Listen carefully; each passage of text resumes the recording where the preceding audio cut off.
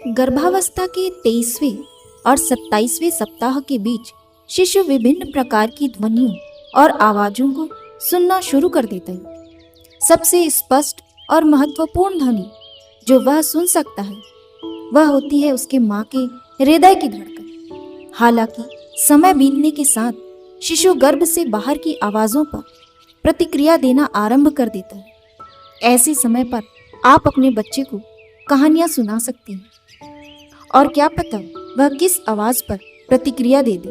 बच्चे के लिए एक अच्छी कहानी सुनना फायदेमंद हो सकता है। ये शिशु में भावनाओं को उद्दीप्त करता है और उसे विभिन्न उत्तेजनाओं पर प्रतिक्रिया करने में मदद करता है। ये बच्चे को गर्भ से बाहर आने के बाद जीवन के लिए भी तैयार करता है। आइए आज एक ऐसी कहानी सुनते हैं जिससे आपका बच्चा जन्म से ही संस्कारवान हो। ये कहानी है भक्त ध्रुव की। मनु महाराज के 2 पुत्र थे, प्रियव्रत और उत्तानपाद। उत्तानपाद की 2 पत्नियां थीं, सुरुचि और सुनीति। उत्तानपाद सुरुचि से अधिक प्रेम करते थे, सुनीति से थोड़ा कम करते थे। सुनीति के बेटे का नाम ध्रुव और सुरुचि के बेटे का नाम उत्तम था। एक बार उत्तानपाद सिंहासन पर बैठे हुए थे। ध्रुव भी खेलते हुए राजमहल में पहुंच गए। उस समय उनकी अवस्था 5 वर्ष की थी। उत्तम राजा उत्तानपाद की गोदी में बैठा हुआ था। ध्रुव भी राजा की गोदी में चढ़ने का प्रयास करने लगे। सुरुचि को अपने सौभाग्य का इतना अभिमान था कि उसने ध्रुव को डांटा, इसे गोद में चढ़ने का तेरा अधिकार नहीं है। अगर इस गोद में चढ़ना है तो पहले भगवान का भजन करके इस शरीर का त्याग कर और फिर मेरे गर्भ से जन्म लेकर मेरा पुत्र बन, तब तू इस गोद में बैठने का अधिकारी होगा।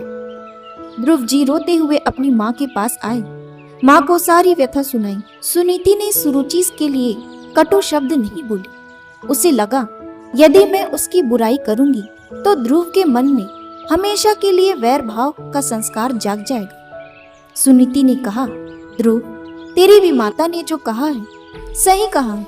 बेटे, यदि भिक्षा मांगनी है तो फिर भगवान से ही क्यों ना मांगी जाए। भगवान तुझ पर कृपा करेंगे, तुझे प्रेम से बुलाएंगे, गोद में भी बिठाएंगे। अब तुम वन में जाकर नारायण का भजन करो। बालक ध्रुव माँ का आदेश प्राप्त करके चल पड़े। जैसे ही चले, भगवान के रास्ते पर नगर से बाहर निकलते ही उनको देवर्षि नारद मिल गए।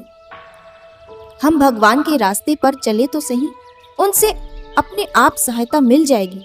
नारद जी ने ध्रुव के सिर पर हाथ रखा, आशीर्वाद दिया और पूछा, बेटा कहाँ जा रहे हो। ध्रुव ने सारी घटना बताई।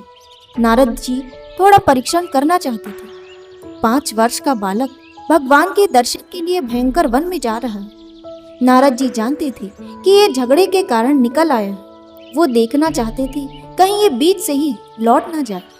नारद जी ने कहा, बेटा 5 वर्ष की तेरी अवस्था है, तेरा मान क्या, तेरा अपमान क्या। अगर माँ ने कुछ कह भी दिया तो 5 साल के बच्चे के लिए क्या बड़ी बात है। तूने जो भगवान के साक्षात्कार का रास्ता अपनाया है वो आसान रास्ता नहीं है।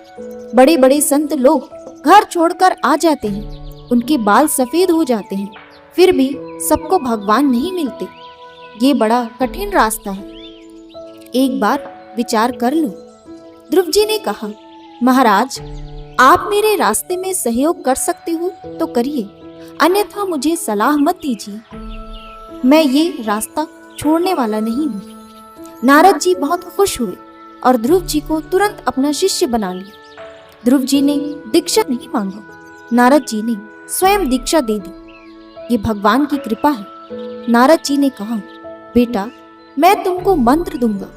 नारद जी ने ध्रुव को द्वादशाक्षर मंत्र दिए, ओम नमो भगवते वासुदेवाय, और कहा, बेटा वृंदावन में जाकर इस मंत्र का जप करना और मन, वाणी और कर्म से ठाकुर जी की सेवा करना।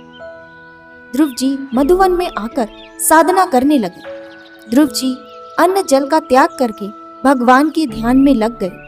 साधना करते करते ध्रुव जी को भजन में इतना रस आने लगा कि अंगूठे के सहारे खड़े हो गए, हाथ जोड़ लिए और भगवान का ध्यान हृदय में किया। वही परमात्मा सब जगह विद्यमान है, ऐसा ध्यान करके अपने प्राण को रोक लिया। ध्रुव जी ने जैसे ही प्राण को रोका, सारे संसार के प्राण रुक गए। संसार के लोग छटपटाने लगे। देवता दौड़े दौड़े भगवान के पास गए। प्रभु, ये क्या हो रहा है? भगवान मुस्कुराए, बोले, मेरा एक छोटा सा भक्त है, वो प्राणायाम करके मेरा ध्यान कर रहा है। घबराओ मत, मैं उसको दर्शन देने जा रहा हूँ। भगवान गरुड़ जी पर बैठकर ध्रुव जी के पास पहुंचे तो ध्रुव जी हाथ जोड़कर खड़े थे, आंखें बंद थी, शरीर रोमांचित था, पुलकित था, गदगद था। ध्रुव जी को अंदर ठाकुर जी का दर्शन हो रहा है, बाहर भगवान ध्रुव जी का दर्शन कर रहे हैं। ध्रुव जी आंखें खोल नहीं रहे। भगवान ने लीला की अंदर का दर्शन छिपा दिया। ध्रुव जी ने छटपटाकर आंखें खोली तो देखा ठाकुर जी सामने विद्यमान है। ध्रुव जी भगवान की स्तुति करना चाहते हैं पर नहीं कर पा रहे। भगवान ने उनके कपोल पर शंख का स्पर्श कर दिया। अब तो ध्रुव जी के मुख से सरस्वती प्रकट हो गई। वे स्तुति करते हैं, हे प्रभु, इन 6 महीनों में मुझे इतना आनंद मिला है कि अब मुझे राज्य की कोई इच्छा ही नहीं है। राज्य की इच्छा मुझे कीचड़ के समान लग रही है। मेरी इस गंदगी को छुड़ाकर अपने चरणों में स्थान दीजिए प्रभु।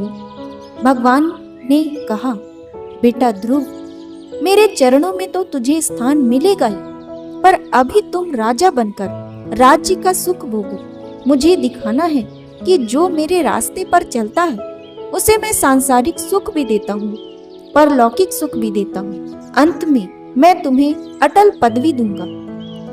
इसके बाद ध्रुव राजा बनकर प्रजा का पालन करने लगे। 36,000 वर्ष तक पृथ्वी का शासन करने के पश्चात वे राज्य का भार अपने पुत्र को सौंपकर बद्रिक आश्रम चले गए और वहां जाकर भजन करने लगे। बहुत समय बीतने के बाद भगवान ने ध्रुव जी को लेने विमान भेजा। ध्रुव जी को अपनी माँ की याद आई। उन्होंने कहा, भगवान, मेरी माँ की प्रेरणा से मुझे आपकी प्राप्ति हुई, अतः मैं माँ को साथ लेकर जाऊंगा। भगवान कहते हैं, देखो तुम्हारे आगे तुम्हारी माँ का विमान जा रहा है। इसके बाद ध्रुव जी विमान में बैठ गए और ध्रुव लोग पहुंच गए। ये वही ध्रुव बने जिनकी सप्तऋषि परिक्रमा करते हैं। ये है भगवान की भक्ति का प्रभाव। ध्रुव जी को इस लोक में भी सफलता मिली और परलोक में भी ऐसा पद मिला जो आज तक किसी को नहीं मिला। ध्रुव ने वन में निराहार रहकर भजन किया। भजन में रस आता है तो वो शक्ति मिलती है जो भोजन से भी नहीं मिलती। जब हम भगवान के रास्ते पर चलते हैं तो वह स्वयं संभाल लेते हैं। ध्रुव जी को भी नारद जी मिल गए और उन्होंने बिना मांगे दीक्षा दी। सच्ची शांति और सुख केवल भगवत भजन में है।